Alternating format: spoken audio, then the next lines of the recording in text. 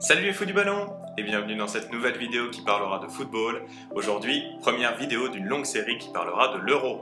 On commence avec l'équipe de France en vous présentant ses forces et ses faiblesses. Les Bleus sont-ils favoris pour remporter le titre? On en parle dans cette vidéo. C'est parti!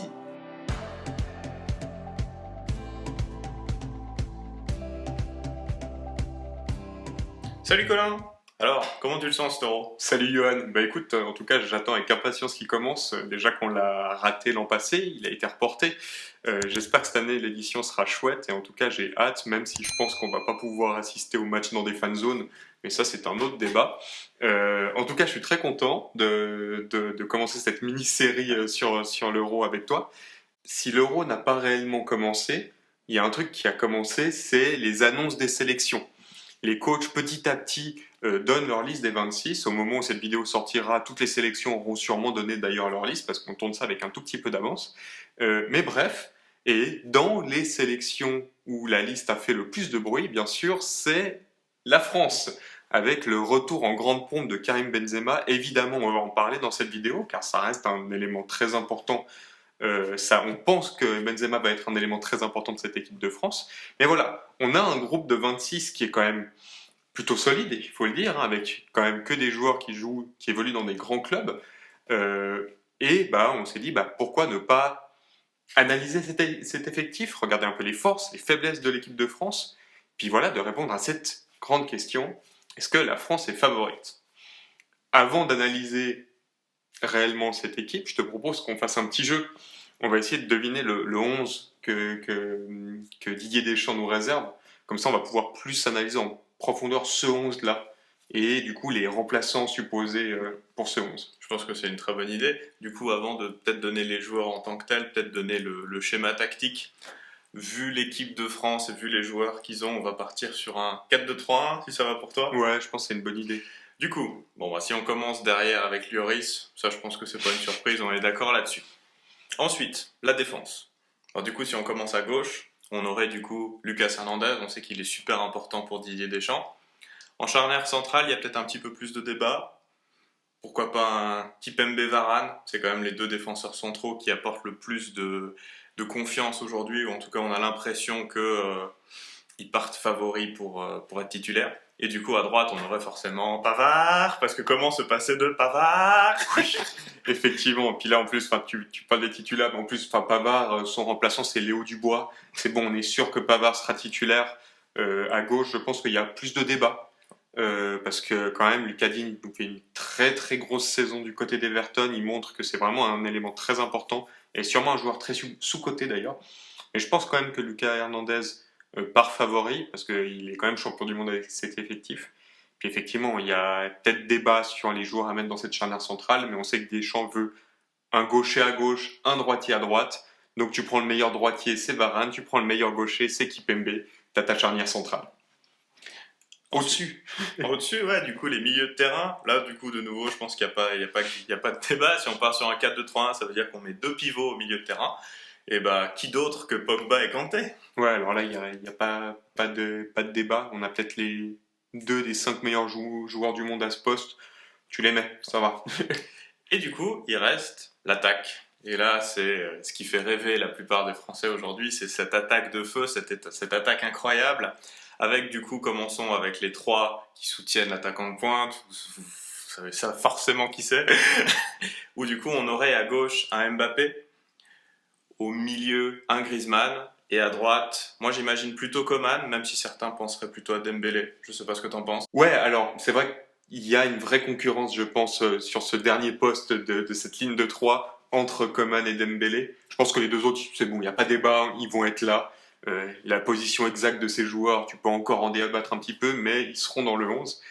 Par contre, il y a une vraie concurrence entre les deux, entre Coman et Dembélé. Pour moi, Coman part avec un tout petit peu d'avance, notamment parce qu'il nous a fait vraiment une très belle saison du côté du Bayern. Il a quand même réussi à garder une place de titulaire alors qu'il y a Leroy Sané, il y a Serge Gnabry. C'est pas rien, c'est des gros clients. Et Coman, il a réussi, après même une finale de Ligue des Champions où il est buteur, il a continué sur sa lancée, il nous a fait une très belle saison. Et je le pense aussi un petit peu meilleur au niveau des efforts défensifs. Donc je pense que ça, Didier Deschamps, il aime bien. Donc je verrais plus un Coman qu'un Dembélé. Ouais, pense que tu as dit tout ce qu'il y avait à dire. Du coup, il reste l'attaquant de pointe. Là où avant c'était Giroud, bah, cette année ça risque d'être Benzema. Ah, je pensais que tu allais dire Giroud. Non, quand même pas. Ou du coup, bah, ça a été la grosse surprise de cette annonce. Tu l'as dit juste avant, c'est le retour de Benzema, où Didier Deschamps a décidé apparemment d'avoir une discussion avec Benzema pour mettre les choses à plat.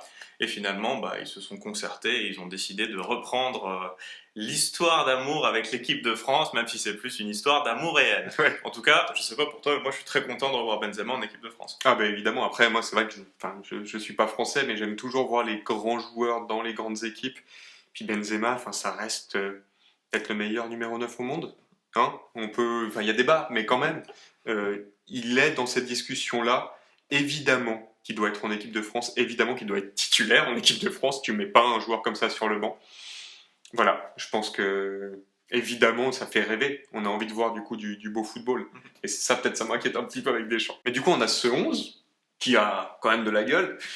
D'après toi, c'est quoi les forces de cet effectif et de cette sélection en général? Bah, pour moi, c'est assez simple. Le premier point, c'est l'expérience en fait. Si tu regardes les 26 joueurs qui étaient convoqués, il y a à peu près 30% de l'effectif qui a tourné. Donc ça montre que ceux qui ont été champions du monde sont toujours là. C'est des joueurs qui jouent tous dans des grands clubs. Donc les compétitions internationales, ils connaissent, à l'échelon européen aussi. Donc clairement, c'est une équipe qui est blindée. Ils savent gérer ce genre d'événements. Aussi, je pense à Deschamps.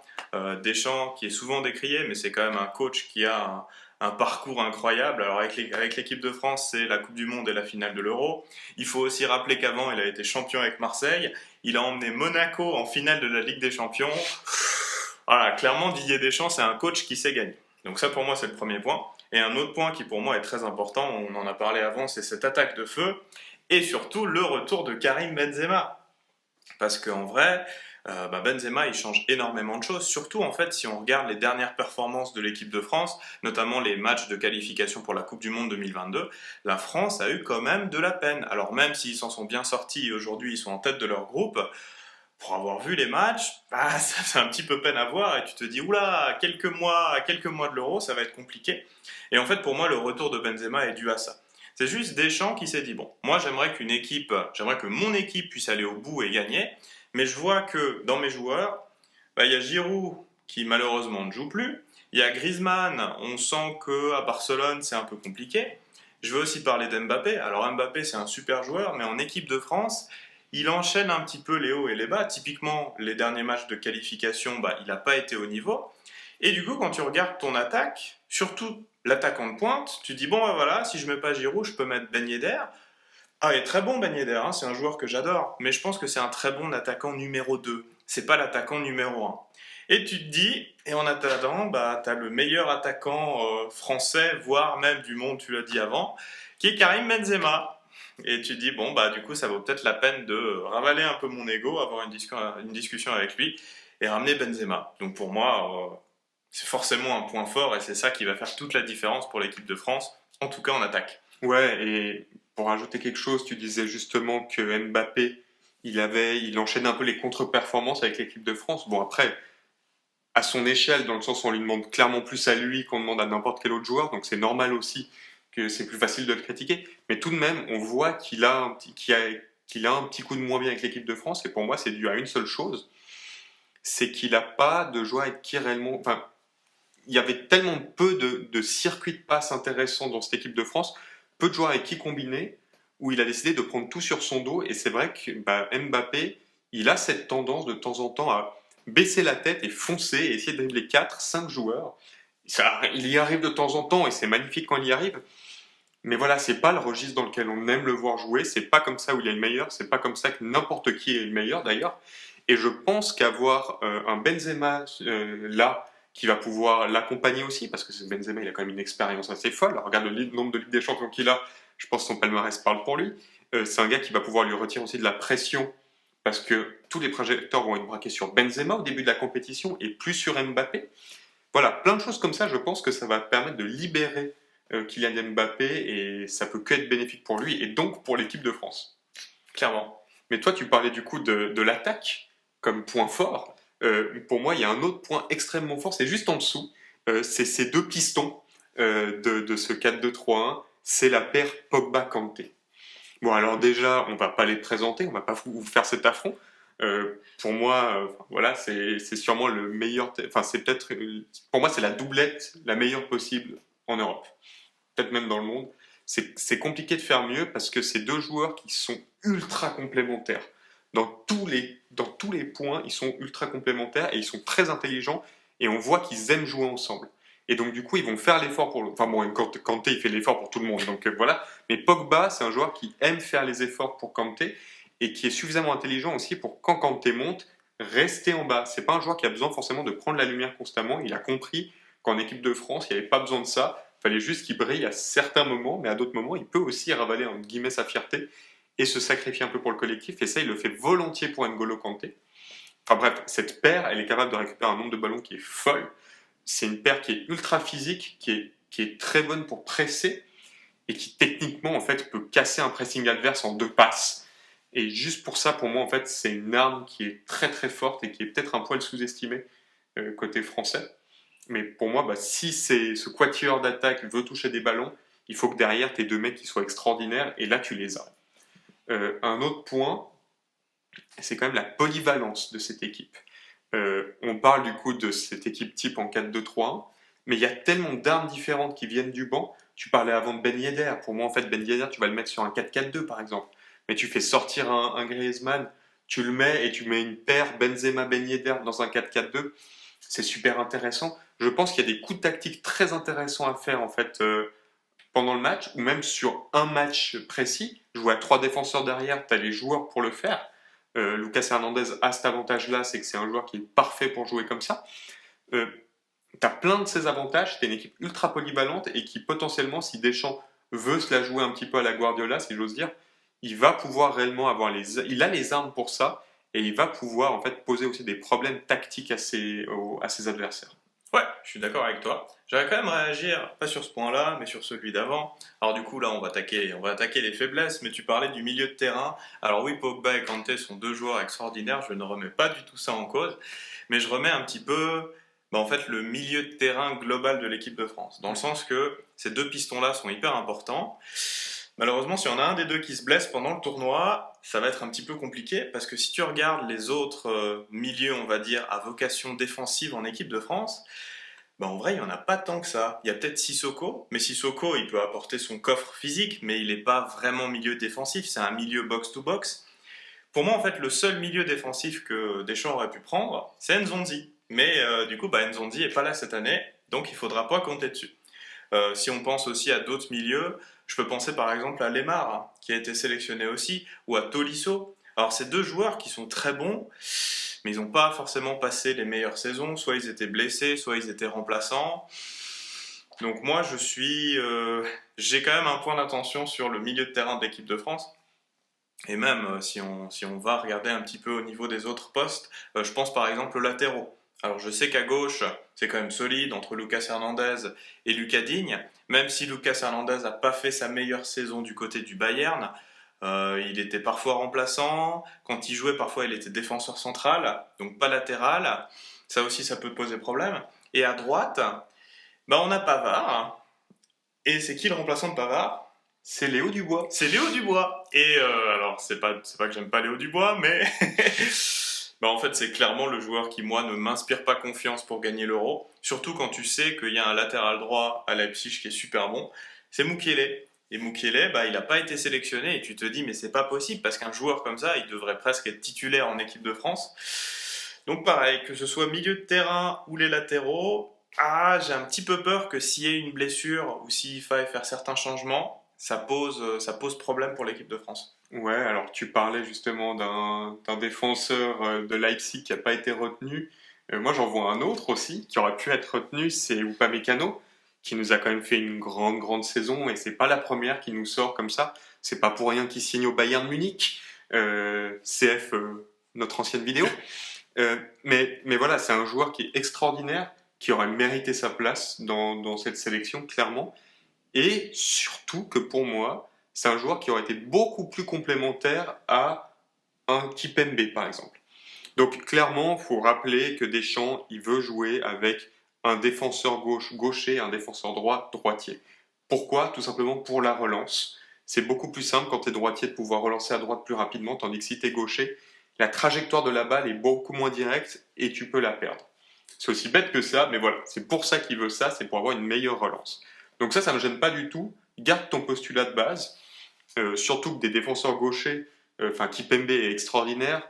L'anglais, j'ai quand même beaucoup plus de peine. Pour être honnête avec toi, je pense qu'il sort une saison qui est loin d'être bonne, avec beaucoup d'erreurs. Bon après, vu que tout le Barça a coulé potentiellement, que s'il était bien accompagné, ça irait mieux. Mais voilà, l'anglais, j'ai quand même quelques réserves. Mais c'est surtout, en fait, c'est du côté droit, tu as un Raphaël Varane qui aussi m'a pas convaincu, m'a surtout réussi à pas du tout me convaincre quand il joue avec quelqu'un d'autre que Sergio Ramos. Et c'est là en fait où je veux venir, c'est que pour moi, Kipembe et Varane sont des joueurs qui ont Profil. le même profil exactement. Donc ils n'ont pas la même intensité, hein, clairement. Dans le sens, Varane est quand même un peu plus calme, posé, tandis que Kipembe c'est hashtag la force, on va dedans, on donne tout. Mais en soi, c'est deux joueurs qui savent très bien gérer la profondeur et qui sont pas ces stoppers qui restent debout et qui attendent. Eux, ils vont plus gérer la profondeur, donc c'est très intéressant. Il faut des joueurs comme ça.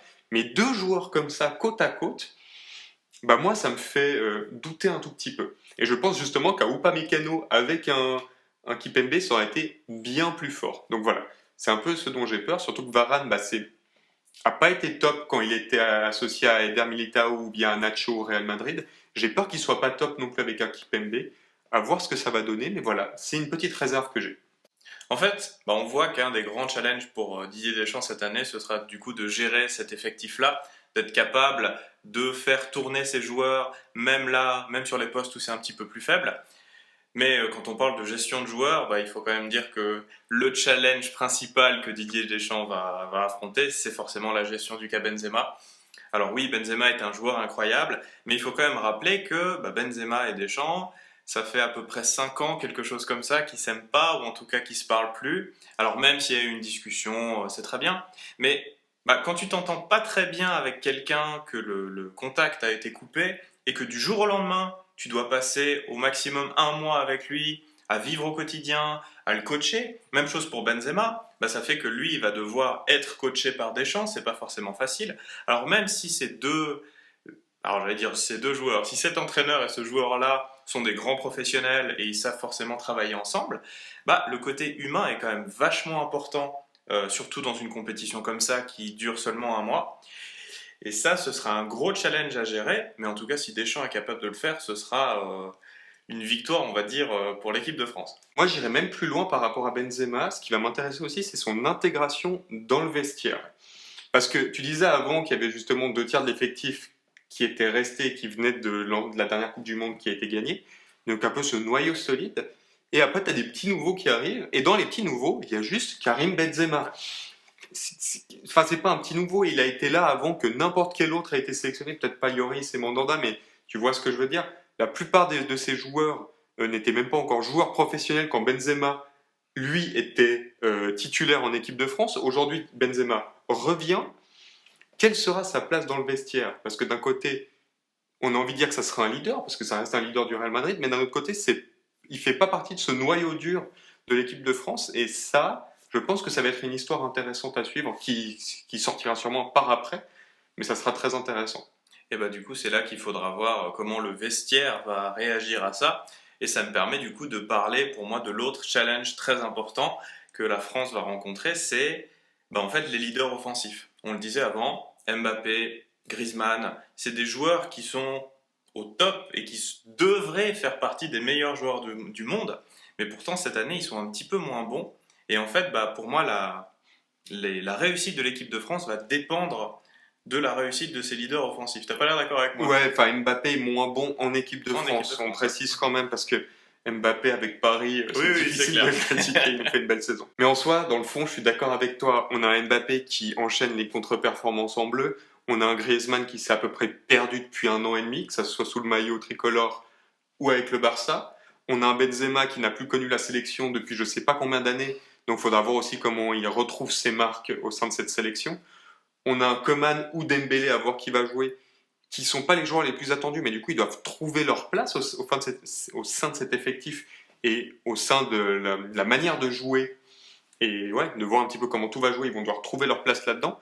Donc il y a beaucoup d'interrogations sur comment est-ce que tout le monde va réussir à jouer ensemble, se mettre en place. Et en soi, bah, il n'y a plus de matchs amicaux pour essayer ça. Donc le premier test, ça sera déjà face à l'Allemagne. Et ça revient sur moi, le dernier challenge, c'est que la France se tape quand même le groupe de la mort. Excusez-moi du peu, mais Allemagne, Portugal, Hongrie, enfin Hongrie, ça a tout du match piège, surtout que la Hongrie, tu la joues en Hongrie, donc ça va être compliqué, tu la joues à domicile. L'Allemagne, tu la joues aussi à Munich, ça va être très très compliqué. C'est surtout l'Allemagne et le Portugal, pour moi, c'est peut-être les deux autres gros favoris. On en parlera peut-être un tout petit peu après. Les vainqueurs de l'Euro, les tenants du titre, c'est le Portugal, et les anciens champions du monde avant les Bleus, c'était l'Allemagne. Donc tu tapes quand même un groupe qui est très très compliqué, donc il faudrait être en forme tout de suite, tout de suite. Bah voilà, tu vas devoir trouver des automatismes comme ça, parce qu'en face, ils vont pas te louper. Donc ça va être très compliqué. Le seul petit truc que je vois, c'est que quand même, les 4 meilleurs troisièmes seront repêchés. Donc potentiellement, la France, le Portugal et l'Allemagne pourront être là. Normalement, en fait, si tu fais 4 points, tu es assuré de pouvoir continuer. Donc tu peux sortir de ce groupe de la mort même en étant troisième, ce qui est déjà quand même un petit bonus. Un petit gage de sécurité. Un petit gage de sécurité, je te remercie. Mais du coup, tu parles du groupe de la mort. Je pense que déjà, pour définir si l'équipe de France sera favorite ou pas, c'est important de voir en fait quels seront les autres participants globalement dans cette compétition. Et on parlait avant du coup de l'Allemagne et du Portugal. Moi, je mettrais quand même ma petite pièce sur le Portugal aussi. Pour moi, ça fait partie des équipes favorites. Notamment parce que le Portugal, ils sont aussi connus pour leur attaque de feu, il n'y a pas que la France. Alors tout le monde parle de Ronaldo, mais il y a aussi Bruno Fernandes, Diogo Jota, il y a Bernardo Silva, on en a parlé dans une précédente vidéo.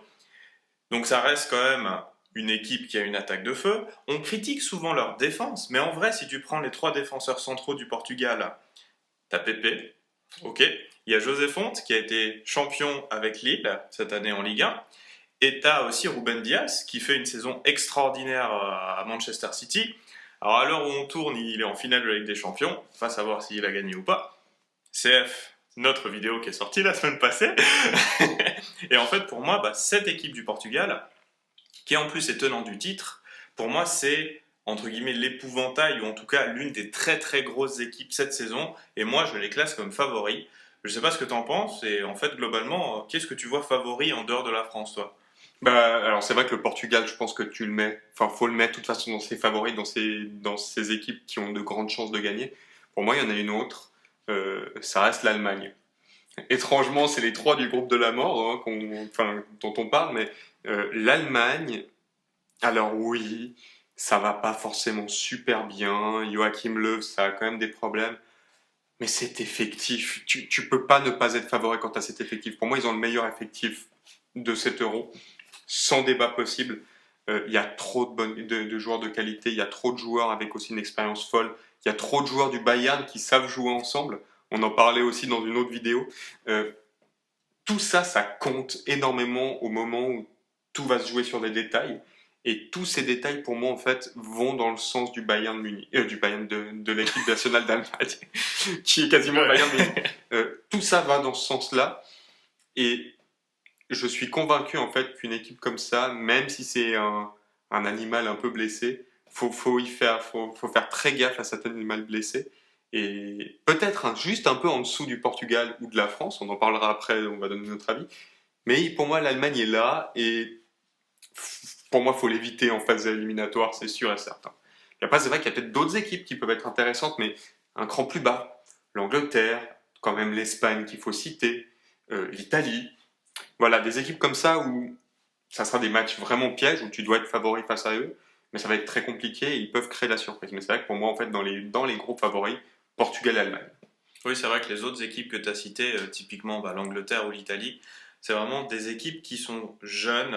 Alors oui, l'Angleterre était déjà jeune en 2018 pour la Coupe du Monde, ils sont de plus en plus forts. Je les verrais bien en favoris, mais peut-être au prochain Euro ou à la prochaine Coupe du Monde. On en reparlera dans une vidéo. Mais du coup, je te pose la question. Est-ce que d'après toi, la France est favori pour l'Euro ? C'est une grande question parce que du coup, on parle même de favori ultime. est-ce que c'est le plus grand favori? Et donc on parlait de l'Allemagne ou du Portugal. Pour moi, la France est favorite vis-à-vis de l'Allemagne, parce que l'Allemagne, même s'il y a toutes ses qualités, il y a beaucoup de questions aussi et beaucoup plus que la France, d'après moi. Donc il reste le Portugal. Et pour moi, en fait, au niveau de qualité intrinsèque, la France est meilleure. Pour moi, oui, la France est le favori ultime de cet Euro. Et pour moi, l'argument, c'est Karim Benzema.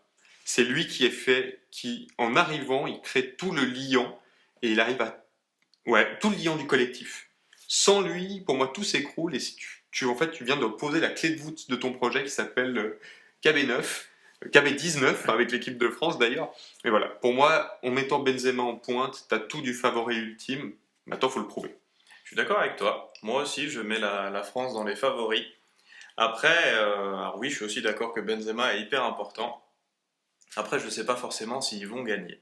Parce qu'il y a quand même une différence entre être favori et remporter le titre. Typiquement, si la France va en finale, on dira qu'ils ont quand même tenu leur rang de favori. Et en fait, c'est un destin que j'imagine bien pour l'équipe de France. Pour une théorie footballistique que j'aime bien, je ne sais pas vraiment si elle est vraie ou pas, mais pour moi, elle est très importante sur ce genre de compétition. C'est qu'une équipe... Qu'est-ce qui te fait rire? La théorie, tu sais. Bah, ça s'est quand même vu sur certaines compétitions, on trouvera peut-être un ou deux exemples à rajouter au montage, mais c'est le fait qu'une équipe, si elle veut aller au bout, si elle veut remporter une compétition qui dure sur un mois, mais en fait l'aspect mental est hyper important, et il faut être au top, au pic de performance, genre quart de finale, demi-finale. C'est ça qui te permet justement d'être capable de remporter tes gros matchs et d'arriver au final avec encore un petit peu de jus pour être capable au final de remporter le titre. Là, aujourd'hui, la France, elle ne peut pas faire ça. Alors, tu vas me dire, c'est la même chose pour l'Allemagne et le Portugal, mais on parle que de la France.